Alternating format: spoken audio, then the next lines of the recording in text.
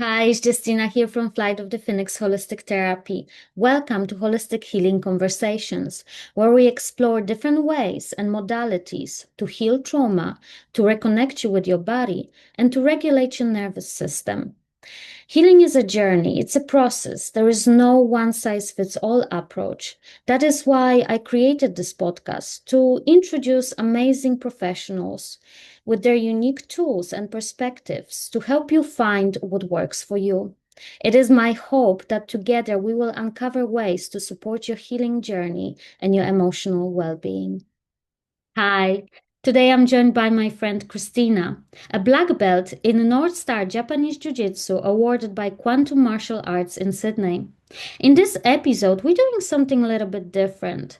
Usually, I interview practitioners of various healing modalities, but today I want to showcase perspective of a participant. We explore Jiu-Jitsu not only as a martial art, but also as a form of exposure therapy, a path to confidence, boundary setting, and emotional regulation.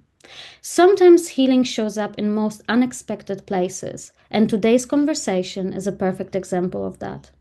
Hi, Christina. Thank you so much for joining me to this Holistic Healing Conversation podcast. I invited you not just because we are friends, but also because recently you've been awarded a black belt in North Star Japanese Jiu-Jitsu via Quantum Martial Art Dojo.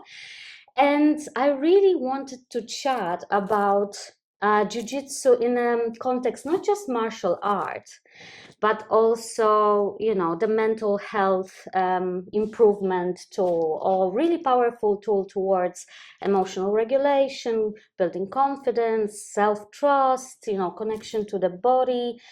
What else I missed? I think, yeah, well-being and all that. And in that context, I would like to learn more about your journey and how did it started? And maybe, yeah, what drove you to Jiu-Jitsu? I mean, why Jiu-Jitsu? So interesting. And it's when you say I got a black belt, I still can't get over that fact Yeah. actually. It's pretty amazing. It's one of the best things I've done. And for me it's one part sport, but it's nine parts everything else that it's been in my life. Why jiu-jitsu? Well, it started sort of mid-COVID-y times, and I was looking to try and do something different. And funny enough, I used to do ballet when I was younger, and I thought about going back to adult ballet classes. And to me, it felt a little bit more traumatizing, and so I thought More. I know, Right? Well, anyone with a Russian ballet teacher can relate. Yep. And I didn't really want to wear. I wasn't quite fit at the time, and I didn't really feel comfortable going back to wear tights and a pale pink leotard. And so training in what feels like your pajamas is sometimes better. And I wanted to do a martial art that I connected with the destination. And I thought about doing a Japanese martial art. And luckily it's just something that I stumbled across locally. I had tried to find somewhere else and it didn't quite feel the right fit. And I did my first class at Quantum and I was like, sign me up. It was hard. It pushed me. I was like beetroot red. I was so unfit. And it was so incredibly confronting. Like, okay, funny story about my first class. I came home and I told my husband, I was like, oh my God, the class was so intense. I was partnered with this black belt and she was really sweet. And then she just lay on the floor and she said, straddle me. And I went, and I'm like, I'm sweaty. I'm like, what is, she has one knee here, one knee here. And I was like, we've just met. Like, what is that? And then she's like, okay, now choke me. And I was like, what? And then bam, split second later, she's on top of me and she says, your turn now. And I was like, what, how did that happen? Yeah. It was so funny. And so after that moment, I was like, oh my God, like I'm fascinated. I want to learn More. this technique. I want to be able to understand my body and gain that sort of strength and composure, I think, from it. Yeah, that's brilliant. And I guess, in your journey from white belt to several colors all the way to the black, what mental and emotional shifts did you experience in your training? It's been so much, actually. And in my personal life, on the other side, I've been going through a lot of a health time with my mum, her health. And so I've been part carer for her. And for me, I'm surprised at how much I have stayed with jiu-jitsu, but it's given me so much back that it has really helped my mental health through that whole process. And it's given me like a physical outlet, a mental outlet. For me, I always describe the class as like an active meditation, because I cannot think about anything else for an hour. My brain is literally just counting, remembering combinations, and then I come out of it and time's passed in a flash. Sometimes not always a flash, some classes feel long, but most of the time it's just like, wow, that didn't feel like an hour and I haven't thought about anything else. You're so present. It's like you cannot be anything but present in those classes. Otherwise, if you don't slip, something you can get hit in the face. Yeah, I know. It happened to me once, but gently. Nothing too bad. But how are you feeling after the class? Because this is something I experience, is like this peace and calm and clarity. It's so true, actually. That 1 hour has an ongoing effect, the same way that like a meditation can keep going for longer. I haven't thought about it. And someone who has a very active mind, like going for a walk or I used to try running, but my brain was still so active through all those things. This is just peace. And then I'm still so tired. Then I'm physically tired. And so I don't have time to, like, I'm still staying in the present because I'm having a shower, getting dressed. Like that continues on. And then I'm calm and then I stretch, and then all that time has really given me back so much mental space. And my body's relaxed because I haven't been worrying. Yeah, definitely. So in kind of your view, how is Jujitsu impacting the nervous system regulation and stress responses? Hugely. And I think I wasn't someone that, I've been sporty through periods of my life, but I started Jujitsu at a very unsporty period of my life. And so even not coming at it with fitness in mind, I'm also someone that tends to, love something new and then leave. I've really been surprised that I've made, when I joined, I said I would sign up to come at least twice a week. And then now it's like an unlimited class. And so I try to come sometimes 3-4 classes a week. And I can tell my body tells when I miss it. But the nervous system space is huge for me, because it's not only giving my brain a rest, it's giving my body a huge workout. And the strength that comes along with it's just been sort of gradual. And it hasn't because it's not like a sort of fitness goalpost where it's like you're running a distance or anything like that. And each class is slightly different, so it doesn't feel like because progress is never linear. But because Jiu-Jitsu is so varied, it doesn't ever feel like you're going backwards. You're just, sometimes things come easier or worse, but each class is slightly different, so you don't go into it with the mindset of, I didn't do that last week, am I going to do it this week? Well, you'll be doing something totally different. So it's constantly challenging and a great distraction. And for me, that has meant that I never worry going into class, because what am I going to worry about? I know what it's going to be. And you don't know what to expect. Every teacher is different. Different classes, different environment, different people in the class. But I think I've always liked it. There's an interesting thing about feeling comfortable in the class, and who you can be partnered with can really change your experience, and the teacher can change your experience. And I have had a couple of moments where I'm like, I didn't like that, but I've felt confident in that space to say I don't want to partner with them, or I can set a boundary. But actually, that is a great part. I was never good at setting boundaries in my life. Jiu-Jitsu has taught me to set boundaries, because you'll be pushed and you don't want to go there. It's very easy to be someone who always says yes and agrees to stuff in your personal life, but in that space, it's real limit. And so I've found it easier to then set boundaries in my personal life because of the confidence I've gained in training. That's amazing. I mean, it's interesting what you said about starting things and not finishing. It's so me, and I always been like that, because I used to have this fixed mindset where I try something new and then I'm like, this is too hard, too difficult, and I'm gonna drop it. But with Jiu-Jitsu, it taught me the growth mindset, which is, one step at a time, keep showing up, keep fighting, as in, keep showing up. And then you will see progress. And you're right, it's not linear, it's like spiral, kind of few steps back, few steps forward, and kind of facing yourself. And for me, it was a lot of fear. Also, I discovered a lot of anger was surfacing, and things, and boundaries, and like what I'm prepared to do, how uncomfortable I'm happy to be.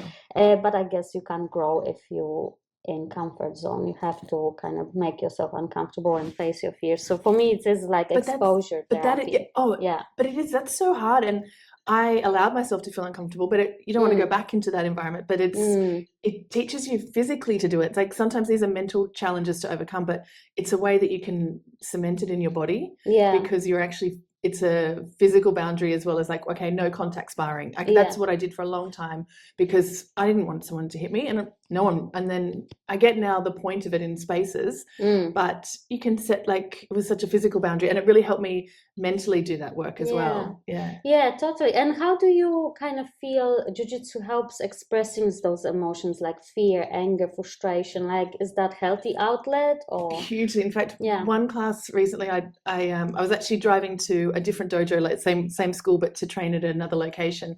And I had a car accident on the way. And so I wasn't super serious, but ended up the car being written off. And I was so stressed out. And so I had to leave the car on the side of the road, but I was still in Balmain. So I walked back up, still made it in time to the regular class. Yeah. And the start of the class, the teacher was worried because I was just sort of had these tears in my face. But I thought, look, what am I going to do with this stressed energy? Go home and sit in it? Like, I went to there, worked it out, and I was so much happier because I said I needed just to get that energy out of my body. And so that's an example of having it straight, but also through a lot of the time with a very sort of, my mum has dementia. And so watching that progress over the last few years, it's something I've been caring for her, and that can be incredibly frustrating. Yeah. And so I'll come from like a really difficult day or a really sad day and come and work it out, and I swear it's got me through the next day because it absolutely releases all those emotions, and in a space where you can yell. Oh, I would probably say that's another thing. I could never yell at the beginning. When I started, I was like, oh, honestly, so much conditioning to be polite. It has actually removed so much of that feminine conditioning to be polite, to be, stand back. All these things that you can't do in Jiu-Jitsu. You have to come forward, you have to step into things, you have to yell, and you have to do this being inside of faces. Yes, and look in the eye, like really strong processes. And when I first started, I was like, I found it so embarrassing, and I was surprised I couldn't do it. Like, I really couldn't scream, and now I can on command make a big yell in class, and it still feels sometimes weird but also normal. And it's such a safe space to kind of work that out, and no one looks, no one cares, no one is watching what you're doing because everybody is so present in themselves. There's mirrors, but no one's watching. Like, it's such a great experience. I've surprised how much I've loved it, and all my friends have been really shocked because it is not at all the thing that they expect, and it's my favorite thing to have like a surprise fact about me. So I guess you found your voice, your strength, your confidence, self-trust kind of thing. And I don't think I would have called myself a particularly unconfident person, but I just didn't ever push myself into those spaces where I realized, oh, I can exist in those angles, and those things sort of had put them as not me, and it really was me as well. Totally. So let's touch on the environment. How important is it where you train and with whom and all that, the people, the sense of community, the dojo itself even? I think so. It's very interesting because the funniest thing I think about the dojo is it's a group of people that wouldn't know each other anywhere else. And I actually love that about it because it's so inclusive. And it is a lovely space for all different ages, all different abilities, all different aspects of life. Everybody just comes there. We all wear the same thing. And we actually don't know what we're doing for a living. It's like when you go for a drink, you find out it's like, no way. Exactly. And in fact, it takes a long time to even get to know people outside of them, but you weirdly know a lot about them from exercising with them. Like, a friend of ours, Rex, had a really good insight. He said that sparring with someone is great because it immediately reveals who they are, because you have a split second to respond. So you can tell from that response what kind their personality. So you know so much about them, but nothing about their date, what makes them them, but not the things around us. So jobs, families, homes. No, we don't know anything about that. But we just turn up and it's uniform and everyone starts from the same point, and we've all started at the same point, which is kind of nice about it as well too. I'm going a bit off script, but I mean, what have you learned about yourself then? yeah, where do I begin? I really became so much more aware of how much I hold myself back. Yeah. And having to put myself forward. And in fact, doing it, I never thought I would get to black belt because it required a few things, particularly sparring, which terrified me for a long time. Now it doesn't. But because I understand it as a technique, not as a fight. But I held myself back a lot. I like to be an observer a lot of the times, but I found myself now being an active participant and enjoying that as well. And what else? And a lot of more body awareness. Yeah. I consider myself probably a little bit clumsy and left and right sometimes a struggle, but I have really trained myself to be able to not be like that anymore. Or now I drop stuff, but I catch it on the way. Damn, that's really good. Yeah, I guess for me as well. I mean, I'm not there yet, I'm halfway to the belt. It's getting there. But I did learn about myself that I hesitate, I don't want to attack a person. And I thought, because I value life, and I'm scared of hurting people. But I think it's also about, taking accountability for, and responsibility for kind of like attacking someone and not hurt them. Yes. You know what I mean? I felt the same. Like I was almost scared to know my limits. Like I hold myself back because I'm afraid of how far I can go. Like when they say hit me as hard as you can, I'm like, I don't want to. Like, but then I know now. But I didn't know at the time. But as I've gone through, I'm like, I can't. I know I can hit hard, and people will be okay because we're working safely and it's in a safe environment. But it's a great place to kind of test your limits and push yourself. And I was always scared of where, and I can go further than I thought. And that's probably that's one of those things, right? It's not you're scared of reaching. I'm scared of actually the success almost. Yeah, and totally. Going for the black belt, I was something, and that actually, one thing I remember really that I've learned from this is when I was getting closer to it, I would say to everyone around me, you tell me when I'm ready. And I was giving my power away. Yeah, like I was waiting for someone to tell me, you give me permission. Yeah. And they were like, and Darren especially was lovely. He said, no, you'll tell me. And I said, okay. And then I sort of reached a point where I was like, you know what, I have to stop waiting for permission and asking and just walk in confidently and say, I'm going for my black belt in June and just train for it. And the funny thing was, I would get a lot of pushback when I still wasn't sure. Yeah. People would be like, well, you should wait, you can keep training, and you can always keep training. Yeah. But once I came in confident, all I got was help. Yeah. All I got was people saying, let me train with you. Let me no one was saying you shouldn't go. Everyone said, we'll get you ready. It's a really supportive community. It's amazing. Yeah. And so the more confident you are, the more people come to help and support you. And that was really interesting for me because I really wanted to be asked. I was waiting to be asked. And that doesn't happen in life. Like you'll just sit there waiting. Yeah. And you can wait forever. You just have to jump. But when you jump and you say, I'm going to do it, ready or not, I'm going to do it, everyone says, we'll get you ready. Yeah. And it was a really lovely space to be in.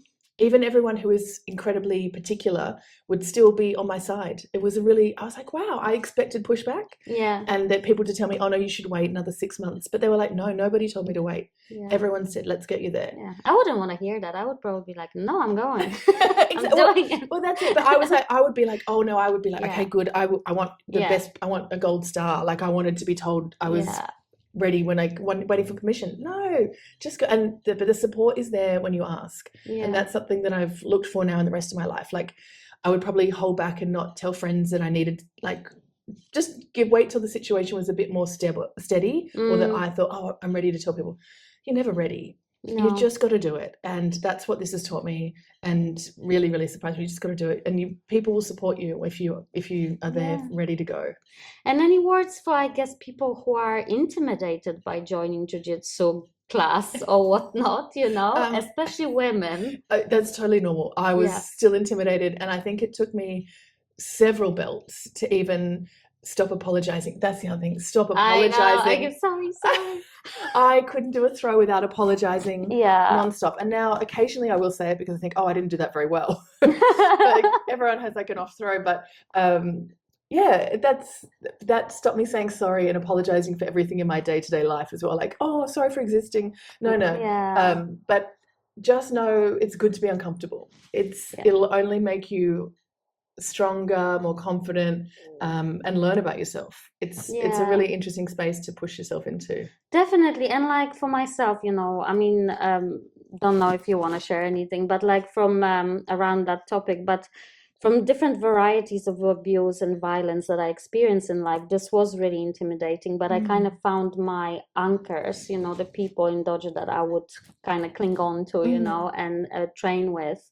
And I kind of categorized people as well into, green and orange and red. Don't go there, and it's not that something's wrong with people. It's just how I feel around them, and initially it was stress response. Initially it was like, I was thinking how I look. I had like beetroot face, like you're saying, like sweating, can't survive entire class without, having to stop, panting. Can't finish the count, can't keep up with the count, like all of those things. That was me as well. And now I thought I'll never get fast enough to do this, to in the count time. But you do it. But there are those moments, right? You think, I'm never gonna do this. Why is this happening? Like I'm crying and stuff, because it is an emotional experience. It's like, but there are people to support you and and are there and are happy to see you, and then you just show up. And like my last grading, I mean, I don't know obviously what you felt in your black belt grading, but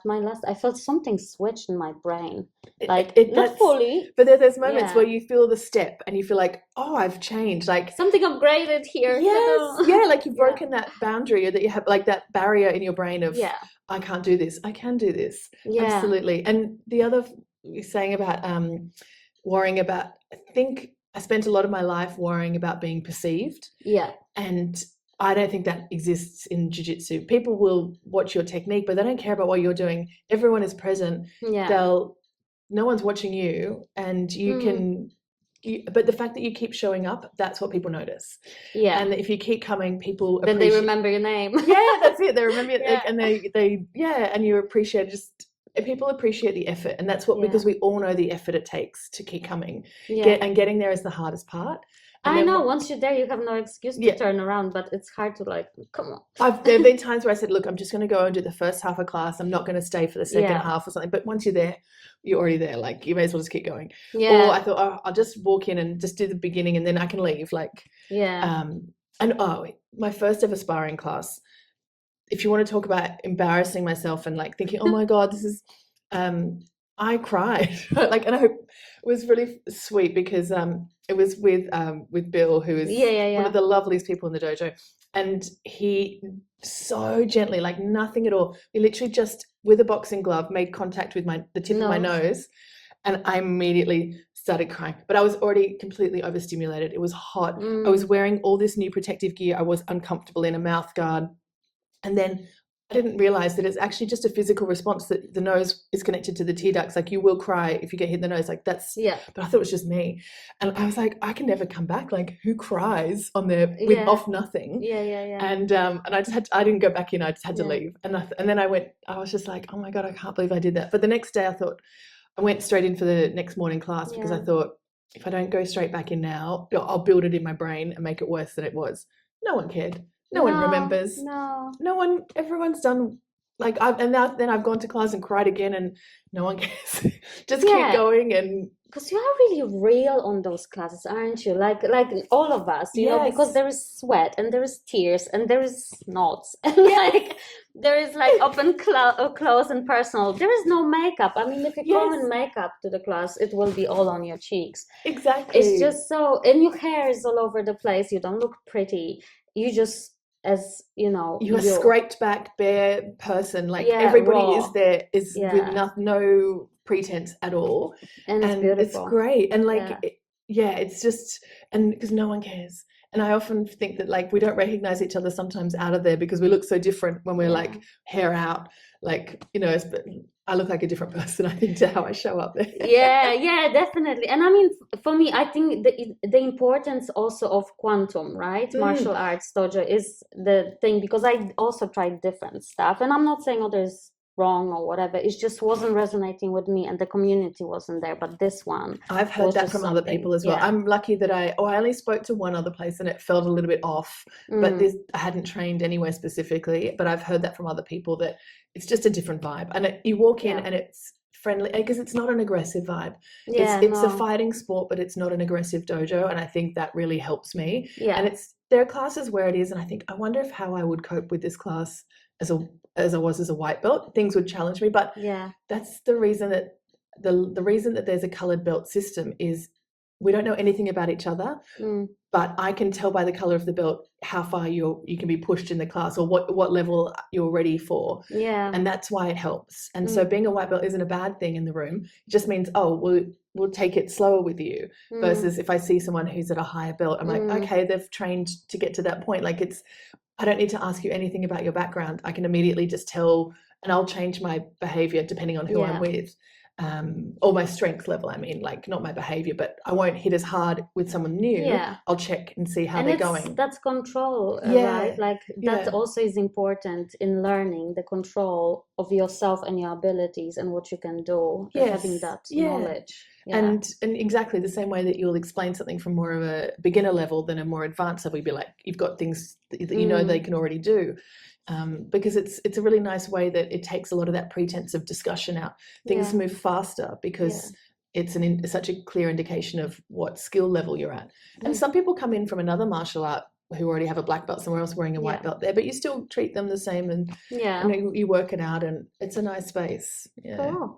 Any final words, I guess, around Jiu-Jitsu and what it meant for you, all this journey? The interesting thing I think about that I liked about going for the black belt as well is it wasn't just the physical tests. I had to write essays.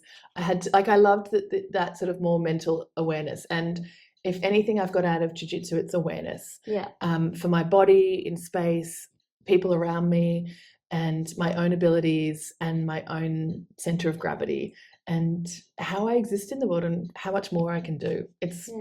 Honestly, I'm such an evangelist for it now, but I have gained so much from it, and friendships, likewise, strength, and it's been, and now I still go, oh yeah, I did that. Like, and you can defend yourself, I guess. But I always joke that I can always at least run faster. I'm fitter now, so I can run away faster if something were to happen. But I also don't think I would be as afraid to yell. And I think sometimes what we say, that yell is just as much of a defense as it is, anything else. Definitely. Well, thank you so much. I'm really honored by your presence, having you here, and for sharing your journey, because it is quite vulnerable stuff. So, I'm really honored. Thank you.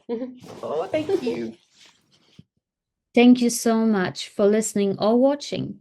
It is my hope that this conversation gave you some insights, maybe new perspective, or at least sparked your curiosity. Remember, there is no single path to healing. Take what resonates and leave the rest. If you want to know more about me or any of my guests, you will find all the details in the description below. Together, we're creating space to heal, grow, thrive, and inspire.